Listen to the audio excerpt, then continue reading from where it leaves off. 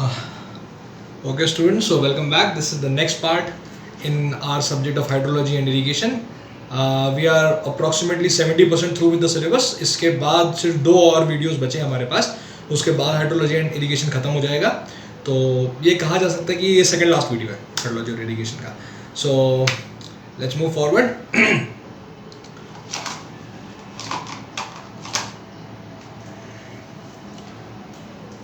आज का जो पहला सवाल है, this is rate of evaporation over a water body depends on which factors.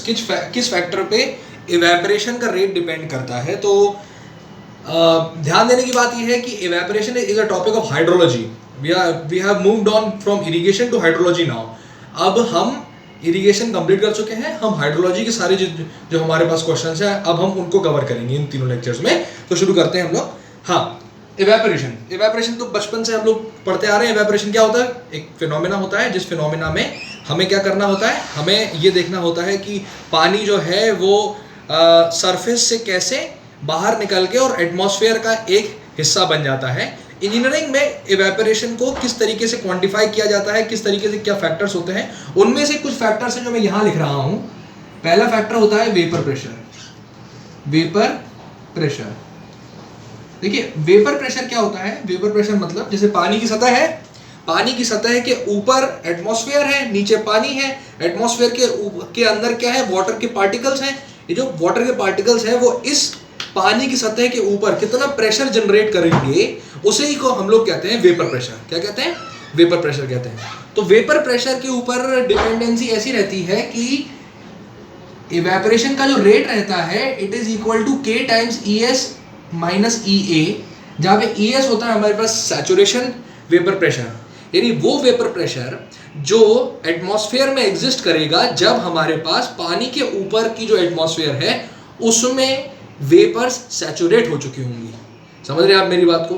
ठीक है. और EA क्या है? E है एक्चुअल वेपर प्रेशर, जो इस अभी जो जिस कंडीशन को आप कंसिडर कर रहे हैं उस कंडीशन में कितना वेपर प्रेशर लग रहा है. ठीक है. तो इन दोनों के बीच के जो डेफिसिट होता है that is the rate of evaporation. ठीक है. अब देखो, एक चीज और समझ में आ सकती है यहाँ पे, वो ये कि जब EA की वैल्यू ES के बराबर हो जाएगी, यानी जब एटमॉस्फेयर में वेपर सैचुरेट हो जाएंगी तो क्या होगा? तो ये होगा कि EL की वैल्यू हो गई 0, यानी रेट ऑफ इवेपोरेशन क्या हो गया? 0, यानी इवेपोरेशन क्या हो जाएगा? रुक जाएगा. समझ में आ गई? तो जब वेपर सैचुरेट हो जाएंगी एटमॉस्फेयर में तब इवेपोरेशन का प्रोसेस वहीं पे थम जाएगा. ठीक है. अगली चीज पे आते हैं हम लोग. नेक्स्ट थिंग इज टेम्परेचर, तापमान. देखो, बहुत सिंपल सा एक फिनोमेना है. प्रेशर और टेम्परेचर का इनवर्स रिलेशन है. ठीक है. तो जितना ज्यादा हमारे पास टेम्परेचर होगा उतनी ही ज्यादा हमारे पास वेपर्स होंगी. जितना ज़्यादा हमारे पास टेम्परेचर होगा उतना ही ज़्यादा उन पार्टिकल्स का वाटर बॉडी से निकल के एटमॉस्फेयर के हिस्से बनने के चांसेस बढ़ जाएंगे. तो टेम्परेचर बढ़ता है तो रेट ऑफ इवेपोरेशन बढ़ जाता है. ठीक है. अब आते हैं तीसरे पे. The third one is atmospheric pressure. Atmospheric pressure का इनवर्स रिलेशन होता है हमारे पास. It has an inverse relation with the rate of evaporation. जितना ज़्यादा एटमॉस्फेरिक प्रेशर होगा उतना ही कम टेम्परेचर होगा, उतनी ही हमारे पास कम रेट ऑफ इवेपोरेशन होगी. ऐसा है. ठीक है. टेम्परेचर के साथ फिर से देख लो, प्रेशर का टेम्परेचर के साथ इनवर्स रिलेशन होता है, यानी प्रेशर ज़्यादा होगा यानी टेम्परेचर कम होगा. टेम्परेचर कम होगा तो इवेपोरेशन अपने आप कम हो जाएगा, क्योंकि टेम्परेचर और इवेपोरेशन का डायरेक्ट रिलेशन होता है. जितना ज़्यादा टेम्परेचर उतना ज़्यादा इवेपोरेशन. ठीक. ऐसे देख लो, temperature is directly proportional to rate of evaporation, pressure is inversely proportional to rate of evaporation. बस ऐसे याद कर लो.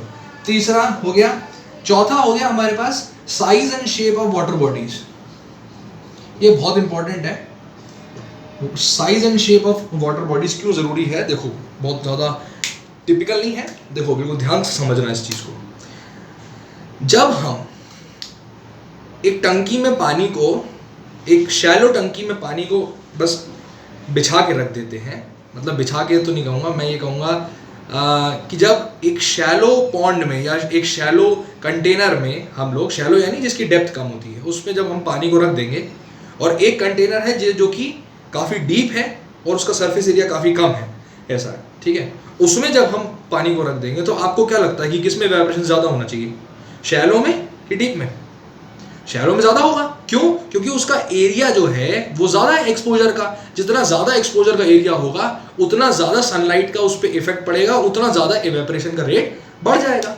बस सिंपल सी चीज़ है। Shallow and large size water bodies जो होंगी इसके केस में रेट ऑफ इवेपोरेशन ज़्यादा होगा, और डीप और स्मॉल साइज वाटर बॉडीज जो होंगी इसके केस में इवेपोरेशन क्या होगा, कम होगा, ऐसा, ठीक है।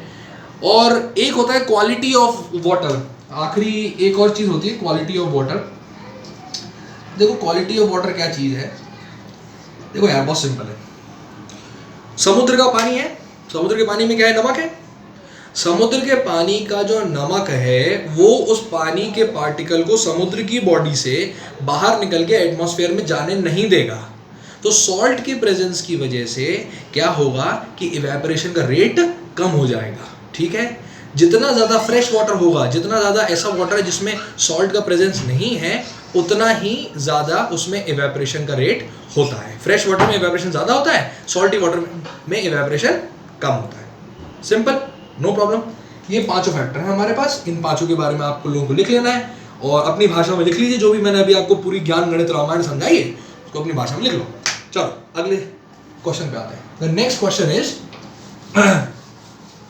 What is current meter used for. Current meter का उपयोग किस चीज के लिए किया जाता है, ठीक है, देख लेते हैं।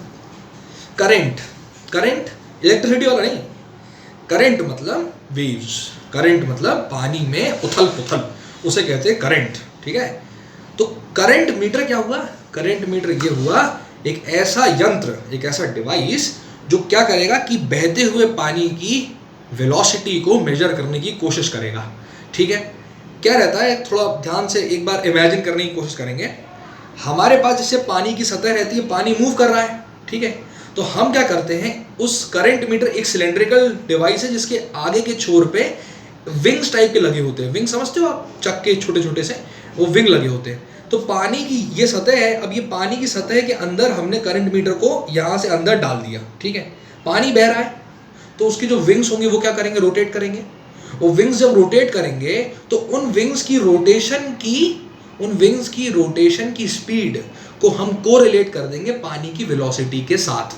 कैसे कोरिलेशन का एक सिंपल रिलेशन होता है हमारे पास, velocity is equal to a times ns plus b, जहां पे v is the velocity of flow of river, ns is the revolution per second. हमेशा याद रखना आरपीएम में नहीं होता है, ये एक सेकंड में कितना रिवॉल्व करेगा, वो आगे का वो जो घूमने वाला है वो एक सेकंड में कितना घूम रहा है वो। और a और b क्या है, कांस्टेंट्स है। a और b जो कांस्टेंट्स हैं इनकी वैल्यू को निकाला जाता है जब हम इसी करंट मीटर को कैलिब्रेट करेंगे। और कैलिब्रेट हम करते हैं इसको बाय इन द लैब में हम इसको रखते हैं, उसको कैलिब्रेट करते हैं। ऐसा अलग अलग वेलोसिटीज पे अलग अलग ns की वैल्यूज आती हैं, एक कर्व प्लॉट हो जाता है और वही कर्व की जो इक्वेशन है वो उस करंट मीटर की कैलिब्रेशन इक्वेशन बन जाती है। तो हम ns को मेजर करते हैं और ns की मदद से हम वेलोसिटी ऑफ स्ट्रीम के बारे में निकाल सकते हैं, ठीक है। करंट मीटर का उपयोग किया जाता है स्टेज डिस्चार्ज रिलेशनशिप को एस्टैब्लिश करने में। क्या होता है आपको जानने की आवश्यकता नहीं है आपके लेवल पे, बस ये जरूरी है कि करंट मीटर होता क्या है, मैंने आपको बता दिया। अगले पे आते हैं। द थर्ड क्वेश्चन इज, एक यूनिट हाइड्रोग्राफ को हम कैसे ऑब्टेन करें from a direct runoff hydrograph. Direct runoff hydrograph को हमारे पास अगर गिवन होगा तो यूनिट हाइड्रोग्राफ को हम कैसे ऑब्टेन करें उसकी मदद से। तो बड़े भैया बहुत टिपिकल वर्ड्स हैं, दो चार अभी मैंने हाइड्रोग्राफ एक नया वर्ड आपके सामने फेंका, ठीक है। तो हाइड्रोग्राफ के बारे में पहले थोड़ा जान लेते हैं, हाइड्रोग्राफ होता क्या है। देखो कहानी वहां शुरू होती है कि एक जगह थी, जो भी जगह का नाम रखना है, रामपुर श्यामपुर जो भी रखना रख लो, एक जगह थी। उस जगह के ऊपर कहीं पे पानी बरसा, तो पानी क्या किया, पानी फ्लो होते होते छोटी छोटी स्ट्रीमों से पानी फ्लो होते होते और यहाँ तक पहुँच गया। अब ये पूरा एरिया जो था this is known as watershed. क्या कहते हैं, वाटर एक मिनट, वाटर शेड इसे कहा जाता है। एक्चुअली में water shade is a small term, water shade एक छोटे एरिया को कहा जाता है, कैचमेंट एरिया का एक हिस्सा वाटर शेड कहलाता है। एक्चुअली में क्या रहता है कि बरसात एक लोकलाइज्ड फिनोमेना नहीं होता, बरसात एक बहुत बड़े एरिया में कंसिडर किया जाता है। तो एक बहुत बड़ा एरिया था जिसमें बरसात हुई, उसका कुछ हिस्सा जो था उसे हम लोग कहते हैं वाटर शेड। अब ये कुछ हिस्सा क्यों बना? वो इसलिए बना क्योंकि इसकी जो बाउंड्रीज थी हमारे पास, ये बाउंड्रीज हिल्स हैं, ये सब हिल्स हैं। क्या है? अपलैंड एरिया है, अपलैंड एरिया है। तो ऊपर का जो पानी आया इन हिल्स के ऊपर गिरा, तो ये पानी इन हिल्स से नीचे गिरता हुआ यहां से एक इकट्ठा होकर यहां तक पहुंच गया। ठीक है, अब ये जो एरिया है यहां पे हम कोशिश करते हैं कि इसी जगह पे डैम या कोई और हाइड्रोलिक स्ट्रक्चर यहां बनाए, क्योंकि सबसे ज्यादा डिस्चार्ज तो यहीं पे आएगा, है ना।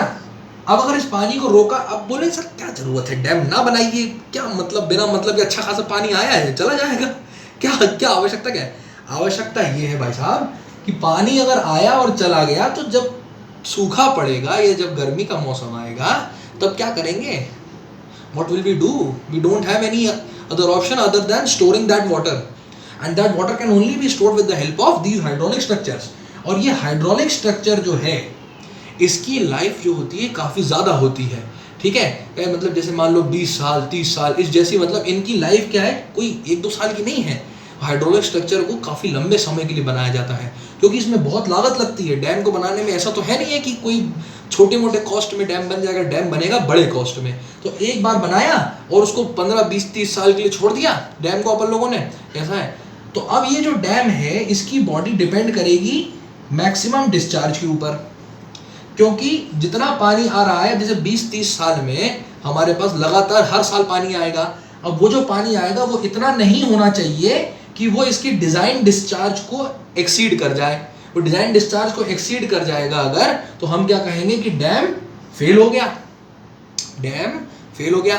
तो इसीलिए हम क्या करते हैं, एक कर्व प्लॉट करते हैं जो कि डिस्चार्ज वर्सेस टाइम का कर्व होता है हमारे पास। डिस्चार्ज वर्सेस टाइम का कर्व होता है हमारे पास, जिसे हम लोग कहते हैं फ्लड हाइड्रोग्राफ। क्या कहते हैं? Flood hydrograph. मैं FH लिख रहा हूं, आपको पूरा लिखना है, फ्लड हाइड्रोग्राफ। तो फ्लड हाइड्रोग्राफ कुछ इस प्रकार दिखाई देता है। देखना, अब समझाऊंगा मैं ये सब चीजें क्या होती हैं। ठीक है, ध्यान सुनते जाओ, मैथमेटिकल नहीं जाएंगे, क्वालिटेटिव बस समझना है कॉन्सेप्ट क्या है। देखो, नदी में पानी डिस्चार्ज जो है वो शुरुआत में इतना चल रहा था पानी के अंदर। इसी नदी में जब बरसात शुरू नहीं हुई थी तो डिस्चार्ज इतना चल रहा था पानी के ऊपर। फिर क्या हुआ कि पानी बरस गया, तो पानी बरसा तो नदी में डिस्चार्ज क्या हुआ, बढ़ता चला गया। अब वो डिस्चार्ज बढ़ता चला गया एक लिमिट के बियॉन्ड, इस लिमिट के बियॉन्ड यहाँ पे क्या हुआ, इसके जस्ट पहले, थोड़े पहले इस समय पे जो बरसात है वो रुक गई। अब बरसात तो रुक गई, लेकिन बरसात की वजह से आने वाला जो एक्स्ट्रा पानी है, यानी बरसात रुक गई, जैसे मान लो इस समय पे बरसात रुक गई, फिर भी पीक बाद में आया। पीक इसलिए बाद में आया क्योंकि हमारे पास जो एक्स्ट्रा पानी इसके एक्सट्रीमिटी से आ रहा था वो बढ़ गया। ठीक है, तो पीक आई, और फिर क्या है, धीरे धीरे करके जब ये पूरा का पूरा पानी यहाँ से रिसते हुए यहाँ तक पहुँच गया तो इसकी पीक से ये नीचे चला गया और ये दोबारा से अपना एक नेचुरल फ्लो पे आ गया। ठीक है, तो this is known as a flood hydrograph. Discharge का variation with respect to time at this point of the catchment is known as a flood hydrograph. ठीक है, अच्छा, अब फ्लड हाइड्रोग्राफ क्या है? दादाजी। क्या है? दादाजी। दादाजी से आएंगे पिताजी पे। पिताजी क्या है? Direct runoff hydrograph. क्या है? Direct runoff hydrograph. Direct runoff hydrograph क्या है? डायरेक्ट रन ऑफ हाइड्रोग्राफ मतलब अगर मैं इस पोर्शन को डिलीट कर देता हूं तो मैं ये कह सकता हूं ना कि ये इतना पोर्शन तो भाई साहब उस नदी में पहले से ही आ रहा था, तो this portion is known as base flow. क्या कहते हैं? बेस फ्लो कहते हैं इसको। अगर मैं इस बेस फ्लो को हटा दूं और इस बचे कुचे कर्व को अगर मैं दोबारा से प्लॉट करूं तो मुझे क्या मिल जाएगा? what will I get? I will get the curve which is known as direct run of hydrograph। क्या कहलाएगा? Direct runoff hydrograph. तो दादाजी, पिताजी, दादाजी से आ गए पिताजी, और पिताजी से आ गए उनकी अगली जनरेशन, उनके बेटे। तो जो इनका जो बेटा होगा डायरेक्ट रन ऑफ हाइड्रोग्राफ का, that will be unit hydrograph. Unit hydrograph is a curve which is plotted between the discharge versus time। लेकिन अब आप कहोगे सर ये और ये तो दोनों एक जैसे ही दिखाई दे रहे हैं, क्या डिफरेंस है दोनों में? देखो, direct runoff hydrograph is plotted for some value of effective rainfall या रन ऑफ। रन ऑफ जैसे मान लो कि 10 mm का रन ऑफ हुआ, तो उसके करस्पॉन्डिंग जो कर्व प्लॉट हुआ वो हो गया डायरेक्ट रन ऑफ हाइड्रोग्राफ। ऐसा है। अगर मैं कहता हूं कि यूनिट रन ऑफ हुआ, यानी मान लो 1 सेंटीमीटर का रन ऑफ हुआ, क्या हुआ? 1 सेंटीमीटर का रन ऑफ हुआ, और यहां पे हमारे पास रन ऑफ हो रहा था 5 सेंटीमीटर का, ठीक है? 5 सेंटीमीटर के रन ऑफ का जो कर्व है वो हो गया डायरेक्ट रन ऑफ हाइड्रोग्राफ, और 1 सेंटीमीटर के रन ऑफ का जो कर्व हो गया वो हो गया यूनिट हाइड्रोग्राफ। अब यूनिट हाइड्रोग्राफ जो होता है उसको अगर इससे हमें करना है, निकालना है, तो क्या होगा? जैसे मान लो कि इसका कोऑर्डिनेट हो गया कुछ y, और ये 5 सेंटीमीटर के रन ऑफ के लिए था, तो इसका जो कोऑर्डिनेट हो जाएगा, this coordinate will be equal to y/5। यानी डायरेक्ट रन ऑफ हाइड्रोग्राफ के कोऑर्डिनेट को अगर उसके रन ऑफ या इफेक्टिव रेनफॉल जिसे कहा जाता है, रन ऑफ या इफेक्टिव रेनफॉल एक ही बात है, रन ऑफ या इफेक्टिव रेनफॉल की वैल्यू से अगर हम उसे डिवाइड कर देते हैं तो हमें जो कर्व मिलता है, this is known as unit hydrograph. तो दिस इज द आंसर कि ऑर्डिनेट को क्या करना पड़ेगा? उसके इफेक्टिव रेनफॉल की वैल्यू से डिवाइड करना पड़ेगा, तब जाके मुझे यूनिट हाइड्रोग्राफ मिलेगा। ठीक है, मूविंग फॉरवर्ड, लास्ट क्वेश्चन।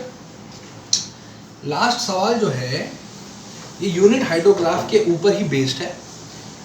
मैं इतने को तो मैं क्या करता हूँ, मिटा देता हूँ। अब यूनिट हाइड्रोग्राफ की बात की जाएगी। यहाँ से समझ में तो आ गया कि क्या होता है यूनिट हाइड्रोग्राफ। देखो, क्वेश्चन कह रहा है, the question is saying that there are 2 4-hour unit hydrograph. 2 4 घंटे की यूनिट हाइड्रोग्राफ। 4 आवर मतलब ऐसा हाइड्रोग्राफ जिसमें 4 घंटे तक बरसात हो रही है, उसे हम लोग कहते हैं 4 आवर हाइड्रोग्राफ। और 4 आवर यूनिट हाइड्रोग्राफ मतलब ऐसा हाइड्रोग्राफ जिसमें 4 घंटे तक बरसात हुई और 1 सेंटीमीटर रेनफॉल रन ऑफ में निकल गई, उसे हम लोग कहते हैं 4 आवर यूनिट हाइड्रोग्राफ। समझ में आ गया?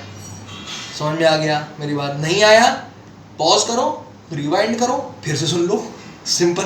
चलो आगे बढ़ते हैं।